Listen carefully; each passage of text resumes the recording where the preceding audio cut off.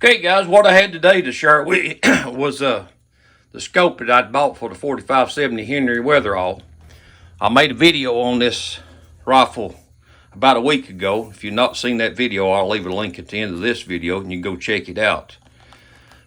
Actually bought this Henry rifle and was disappointed in the quality of it. If you'll watch that other video and watch it till the end, you'll see what I'm talking about on the quality. But I did take it to the range and shot it with these open sights, and it fed ammo all right. I was hitting everywhere. I don't know where it's these pitiful sights on it, open sights or what. But anyway, what I've done, I went out and picked up the VORTEX DIAMONDBACK scope, and it's the 4x12x40 dead hole BDC. And I thought I would share it with you guys. Open it up. We'll take a look at it.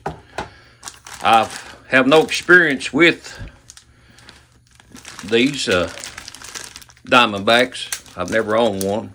And when I went into the gun store to look for one for the 4570, I asked the guy there that worked in the store what would he recommend for a 4570 that wouldn't be too expensive, wouldn't be too cheap, and it would hold a zero with a recoil on the 4570.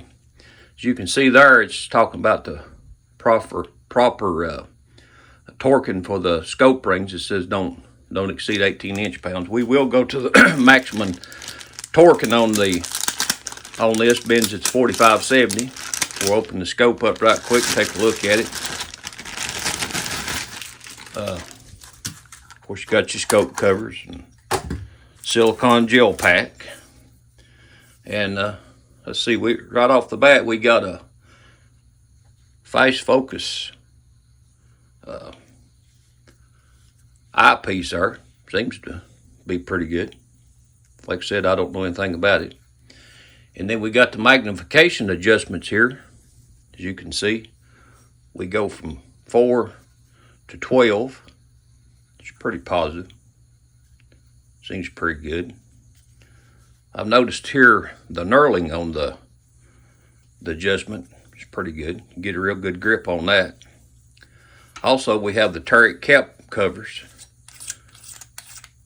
on it. We'll take these off and take a look at it. Pretty nice. Once you get this scope set, what I understand, you can stick a penny right here in the slot, back these off 3 or 4 turns and pull this cap right here off, set it back to 0. So you can adjust back to 0.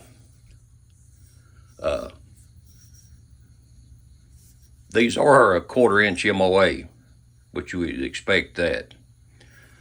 And guys, what we'll do, we'll mount this onto the Henry all-weather 4570. Looks like a pretty good scope. Maybe some of you all have dealt with these Diamondbacks. You can let me know more about them. But it seems like everything's nice. Got pretty good knurling on the turret covers also.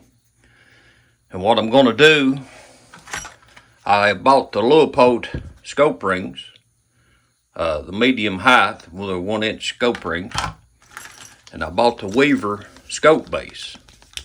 I will be torquing the screws on the scope base to 20 inch-pounds. Also, I'll be using the thread locker blue. I will put that on the threads on the scope base. Got to make sure when we do use this thread locker that we do not let it get into the action. But I will be torquing it on the 20 inch-pounds.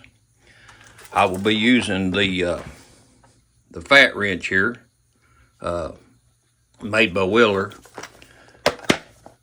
This is the tools I'll be using. And also, I've got the scope leveler. We'll get it leveled up, get it on there, guys, and see how it goes. Y'all let me know. There's one negative about this scope that I did not realize until after I'd bought it and got it home and done some research on it, and it's the eye relief. The eye relief on this is 3.1, and that could create a problem, especially with the Henry 4570.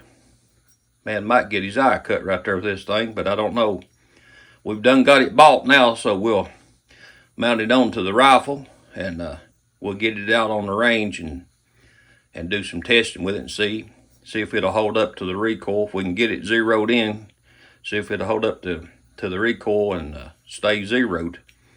And guys, let me get it mounted onto the rifle, and I'll come back and show you what it looks like.